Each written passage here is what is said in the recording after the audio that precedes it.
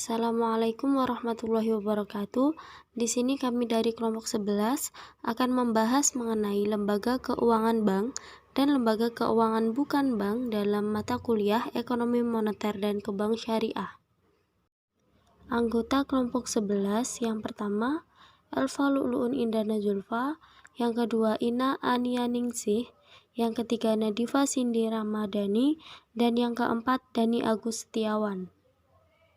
Di sini saya, Elva Lu'lu'un Indana Zulfa, akan membahas poin A mengenai pengertian dan ruang lingkup Bank Umum dan BPR atau Bank Perkreditan Rakyat. Menurut Undang-Undang Nomor 10 Tahun 1998, Pasal 1, Bank Umum adalah bank yang melaksanakan kegiatan usaha secara konvensional dan atau berdasarkan prinsip syariah yang dalam kegiatannya memberikan jasa dalam lalu lintas pembayaran. Salah satu tugas Bank Umum adalah menghimpun dana dari masyarakat dalam bentuk simpanan baik berupa giro, tabungan deposito, tabungan berjangka, sertifikat deposito, tabungan biasa, atau bentuk lainnya yang dipersamakan dengan itu. Tugas Bank Umum antara lain yang pertama, pemberian kredit, yang kedua, menghimpun dana yang berasal dari masyarakat berbentuk simpanan, yang ketiga, menerbitkan surat atas pengakuan hutang, yang keempat, menjual, membeli, dan juga menjamin resiko sendiri berdasarkan kepentingan nasabah maupun pemerintah dari nasabah itu sendiri, meliputi surat pengakuan hutang, surat-surat wesel, sertifikat Bank Indonesia, kertas perbendaharaan negara, obligasi, surat dagang yang berjangka, serta surat berharga lainnya. Yang kelima, meminjamkan dana, meminjam atau menempatkan dana, entah itu memakai sarana telekomunikasi ataupun memakai wesel. Yang keenam, menerima pembayaran atas tagihan surat berharga. Yang ketujuh, menyediakan tempat penyimpanan surat berharga dan barang. Yang kedelapan, melakukan utang piutang. Yang kesembilan, melakukan kegiatan valuta asing. Yang ke-10, melakukan kegiatan dalam hal penyertaan modal bank maupun perusahaan lain. Yang ke-11, bertindak sebagai pengusaha dan pendiri dana pensiun berdasarkan peraturan perundang-undangan.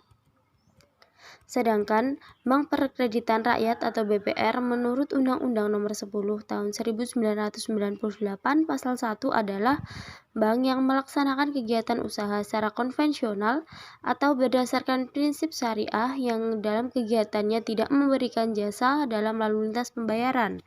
Artinya, kegiatan dari BPR jauh lebih sempit daripada kegiatan bank umum. Tugas dari BPR yakni yang pertama, memberikan kredit, yang kedua, menghimpun dana masyarakat berupa tabungan, deposito berjangka, ataupun yang lainnya, dan yang ketiga, menawarkan penempatan dana dan pembiayaan melalui prinsip syariah berdasarkan ketetapan dari Bank Indonesia, menempatkan dana berbentuk sertifikat Bank Indonesia, sertifikat deposito, tabungan bank lainnya, dan deposito berjangka. Selanjutnya adalah lembaga keuangan lainnya di Indonesia. Yang pertama, perusahaan asuransi merupakan hubungan hukum antara dua pihak yang saling terkait dalam suatu perjanjian yang mengakibatkan hak dan kewajiban antara pihak tertanggung yang mempercayakan miliknya terhadap suatu risiko yang mungkin terjadi dengan pihak penanggung sebagai pihak penerima pertanggungan. Keuntungan dari perusahaan asuransi ini, yang pertama, keuntungan dari premi yang diberikan ke nasabah. Kemudian keuntungan dari hasil penyertaan modal di perusahaan lain. Dan yang ketiga, keuntungan dari hasil bunga dari investasi di surat-surat berharga. Keuntungan bagi nasabah sendiri, yang pertama, memberikan rasa aman. Yang kedua, merupakan simpanan yang pada saat jatuh tempo dapat ditarik kembali. Dan yang ketiga, terhindar dari resiko kehilangan atau kerugian. Yang keempat, memperoleh penghasilan di masa yang akan datang. Dan yang kelima, memperoleh penggantian akibat suatu kerusakan atau kehilangan. Yang kedua adalah perusahaan dana pensiun. Merupakan badan hukum yang mengelola dan menjalankan program yang menjanjikan manfaat pensiun.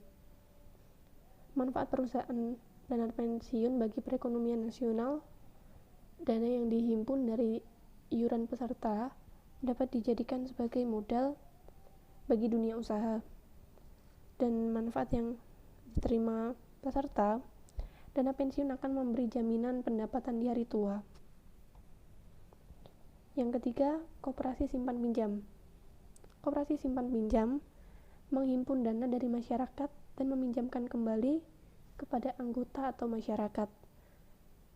Dan untuk modal koperasi terbagi menjadi 3. Yang pertama, simpanan pokok, dibayar sekali pada awal menjadi anggota. Kemudian simpanan wajib, dibayarkan selama menjadi anggota dengan jangka waktu tertentu sesuai keputusan rapat anggota. Dan yang ketiga, simpanan sukarela, dibayar dalam jangka waktu yang tidak ditentukan.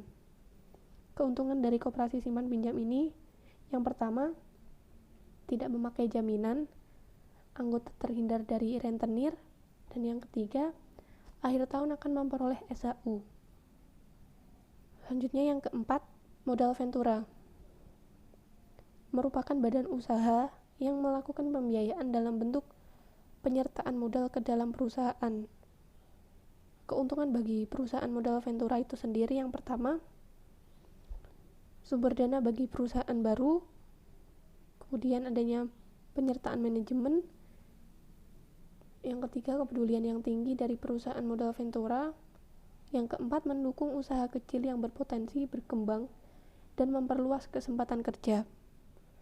Sedangkan keuntungan bagi perusahaan pasangan usaha, yang pertama, keberhasilan usaha meningkat, kemudian efisiensi dalam pendistribusian barang, yang ketiga, pemanfaatan dana perusahaan meningkat dan likuiditas meningkat. Selanjutnya yang terakhir adalah Pegadaian, merupakan salah satu lembaga keuangan bukan bank di Indonesia yang mempunyai aktivitas pembiayaan kebutuhan masyarakat, baik bersifat produktif maupun konsumtif dengan menggunakan hukum gadai. Pada dasarnya, transaksi pembiayaan yang dilakukan oleh Pegadaian sama dengan prinsip pinjaman melalui lembaga perbankan.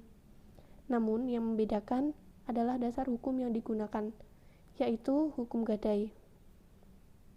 Untuk barang-barang yang dapat digadaikan antara lain perhiasan dan emas, kendaraan, barang-barang elektronik, barang-barang rumah tangga, dan mesin-mesin yang tidak ditanam. Sedangkan barang yang tidak bisa dijadikan jaminan, yang pertama, binatang ternak atau barang binatang peliharaan, kemudian hasil bumi, lalu ada barang jumlah besar, lalu barang yang cepat rusak, busuk, kotor, susut, dan mudah terbakar, dan yang terakhir adalah senjata. Mungkin itu yang dapat saya sampaikan. Selanjutnya akan disampaikan oleh pemateri selanjutnya. Sumber-sumber dana bank. Yang pertama yaitu dana yang bersumber dari bank itu sendiri. Modal di sini maksudnya adalah modal setoran dari para pemegang saham. Namun bila bank membutuhkan dana tambahan untuk melakukan ekspansi, maka bank dapat mengeluarkan saham baru dan menjualnya di pasar modal. Yang kedua, dana yang berasal dari masyarakat luas. Sumber dana ini merupakan sumber dana terpenting bagi kegiatan operasi bank dan merupakan tolak ukur keberhasilan bank jika mampu membiayai operasionalnya dari sumber dana ini.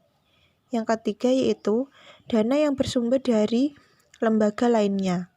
Ini merupakan dana tambahan jika bank mengalami kesulitan dalam pencarian sumber dana utamanya.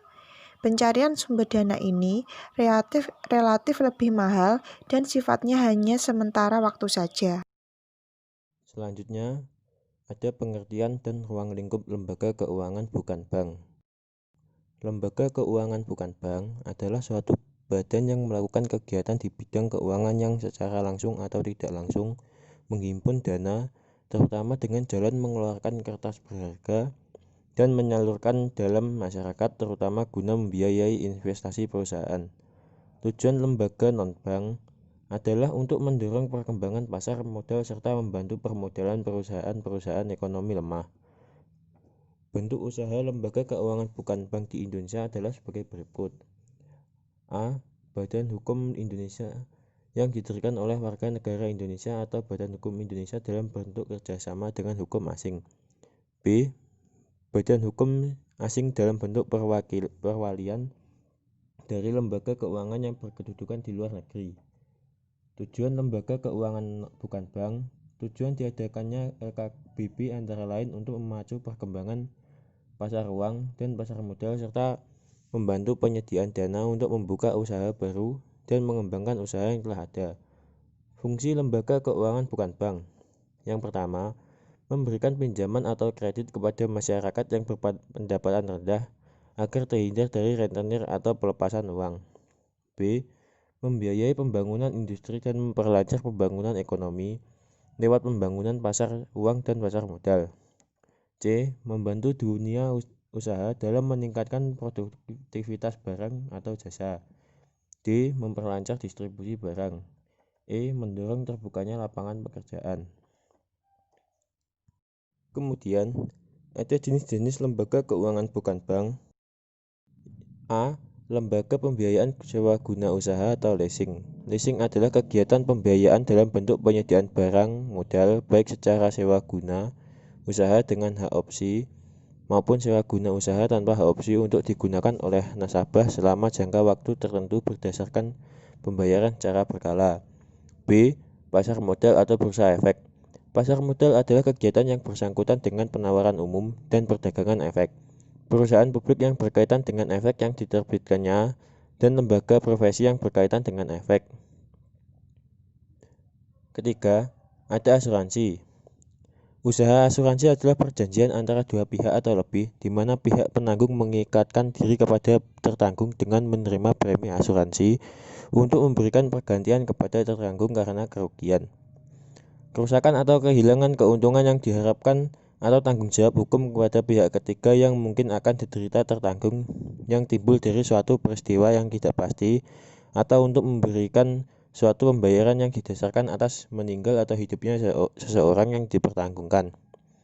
Yang keempat, pegadaian. Pegadaian adalah suatu lembaga keuangan yang memberikan pinjaman kepada nasabah dengan jaminan barang atau surat-surat berharga. Yang kelima, koperasi simpan pinjam. Kegiatan usaha yang dilakukan adalah melakukan usaha penyimpanan dan peminjaman uang untuk keperluan para anggotanya. Yang keenam, dana pensiun. Kegiatan dana pensiun adalah memungut dana dari iuran yang dipotong dari pendapatan atau gaji pegawai setiap bulan selama seseorang masih aktif bekerja. Iuran tersebut dibayarkan kembali bila pegawai sudah tidak bekerja lagi atau pensiun. Yang terakhir, perusahaan anjak piutang. Badan usaha yang melakukan kegiatan pembiayaan dalam bentuk pembelian atau pengalian serta pengurusan piutang.